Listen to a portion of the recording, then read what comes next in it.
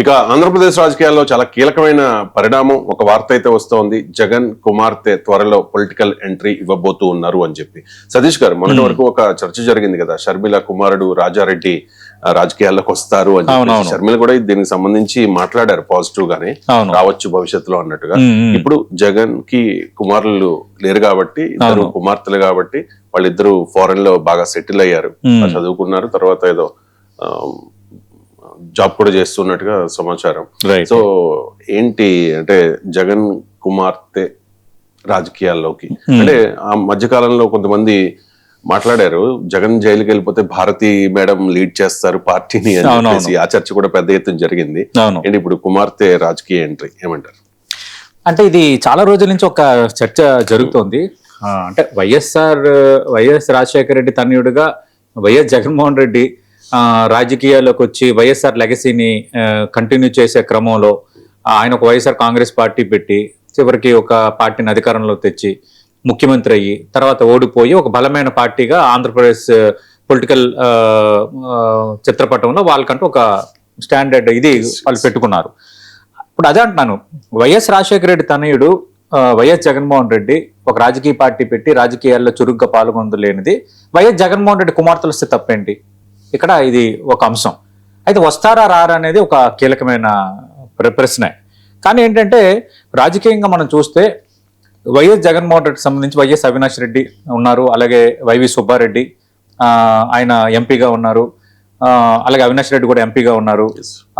YS Bharathi Reddy YS Jaganmohan Reddy మాజీ ముఖ్యమంత్రి YS Jaganmohan Reddy సత్యమని ఆమె రాజకీయంగా ఎక్కడ యాక్టివ్గా లేరు.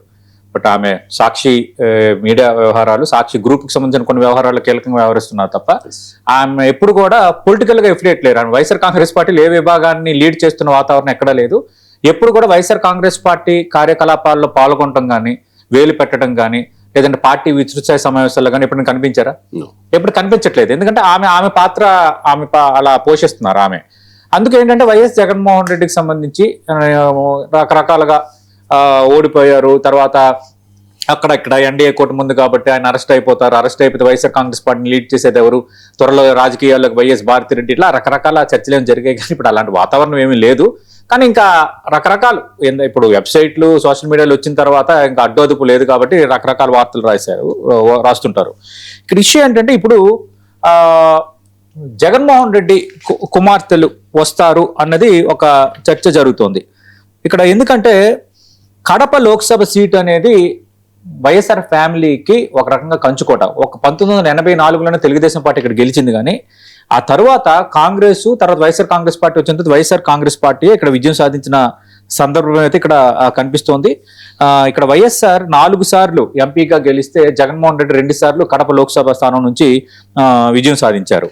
ఇప్పుడు ఏంటంటే 2029 నాటికి ఇద్దరు కుమార్తెలకు 25 ఇయర్స్ దాటుతున్నాయి. ఈ 25 ఇయర్స్ అని ఏజ్ ఎందుకు చెప్తున్నానంటే మామూలుగా మనం లోక్సభకి కానీ అసెంబ్లీకి కానీ పోటీ చేయాలంటే కనీస వయసు అది నిబంధనల ప్రకారం. అందుకు అది కూడా ఒక చర్చ జరుగుతోంది. అంటే ఏంటంటే కడప ఎంపీ సీటుకు హర్షారెడ్డిని పోటీ చేస్తే అవినాష్ రెడ్డిని అసెంబ్లీకి పోటీ చేయించాలని వైఎస్ఆర్ కాంగ్రెస్ పార్టీ ఆలోచన చేస్తోంది.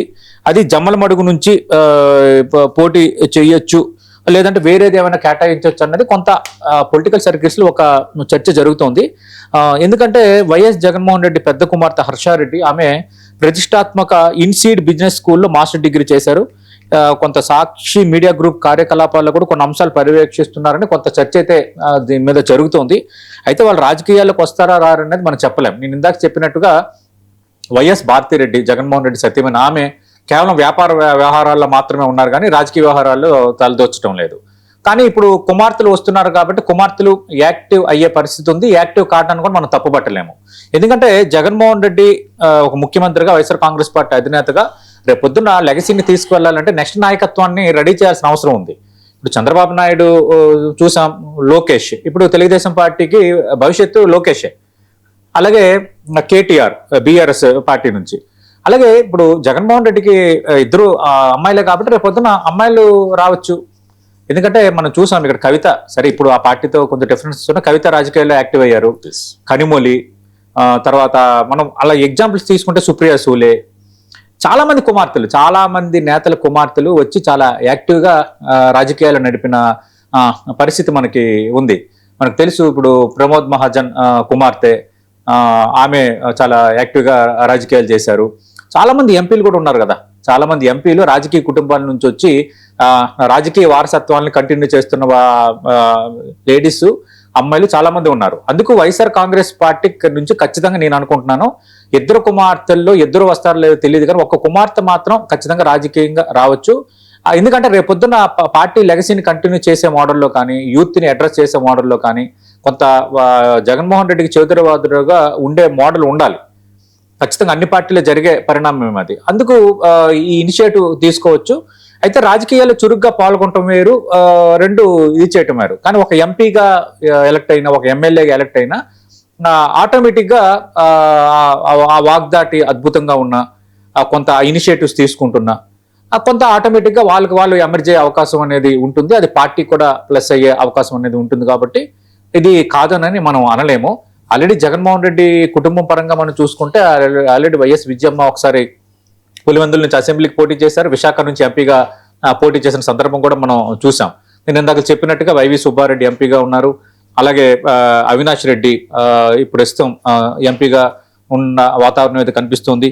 ఏదేమైనా ఓవరాల్ గా చూసుకుంటున్నప్పుడు ఈ చర్చ అయితే బలంగా జరుగుతోంది. హర్షారెడ్డి పోటీ చేస్తారని చర్చ జరుగుతోంది. అయితే హర్షారెడ్డి కడప లోక్సభ నుంచి ఎంపీగా పోటీ చేస్తే వైఎస్ అవినాష్ రెడ్డి జమ్మల మడుగు అంటున్నారు. కానీ ఇప్పుడు సమస్య ఏముందంటే, ఒకవేళ డీలిమిటేషన్ జరిగితే పులివెందులు ఎస్సీ రిజర్వ్ అవుతుందని చర్చ జరుగుతోంది. అప్పుడు మరి జగన్మోహన్ రెడ్డి ఎక్కడి నుంచి పోటీ చేస్తారు? ఇవన్నీ చర్చలు ఉన్నాయి. కానీ కడపలో కొంత పట్టుంది కాబట్టి అక్కడ నియోజకవర్గాలు దొరకపోవడం అనేది ఆ కుటుంబానికి పెద్ద సమస్య కాదు. ఏదేమైనా ఒకవేళ హర్షారెడ్డి గనక వస్తే మాత్రం కొంచెం పొలిటికల్ గా మూవ్ ఉండేటట్టే. దీన్ని పూర్తి స్థాయిలో కొట్టి పారేయలేము. ఎందుకంటే అన్ని పార్టీలకు సంబంధించిన నేతలు కానీ, అలాగే అన్ని పార్టీలకి సంబంధించిన వారసులు, కుమార్తెలు, కొడుకులు చాలా మంది రాజకీయాల్లోకి వస్తున్నారు, ఎమర్జ్ అవుతున్నారు. కాబట్టి స్పెసిఫిక్ గా వీళ్ళు రాకూడదనేమి లేదు. ఖచ్చితంగా నేను అనుకుంటున్నా ఇద్దరులో ఒకరైనా రాజకీయంగా వచ్చే అవకాశం అయితే ఖచ్చితంగా ఉంది. అది వైఎస్ఆర్ కాంగ్రెస్ పార్టీకి అవసరం. వైఎస్ జగన్మోహన్ రెడ్డి అలా తన తండ్రి వైఎస్ఆర్ లెగసీని కంటిన్యూ చేస్తున్నారు. వైఎస్ఆర్ లెగసీ అలాగే వైఎస్ జగన్మోహన్ రెడ్డి విజన్, ఈ రెండింటిని పట్టుకుపోవడానికి నెక్స్ట్ తరం ఉండాలి. ఆ మోడల్స్లే మనం చూసాం. ఇప్పుడు కేటీఆర్ కానీ లోకేష్ ఇట్లా మోడల్స్ చూసాం. కాబట్టి ఈ మోడల్లో ఎమర్జ్ అయ్యే అవకాశం ఉంది. అయితే తర్వాత వాళ్ళు ఎంత గట్టిగా నిలదొక్కుంటారు అనేది వాళ్ళ వ్యక్తిగత టాలెంట్ పైనే ఆధారపడి ఉంటుంది.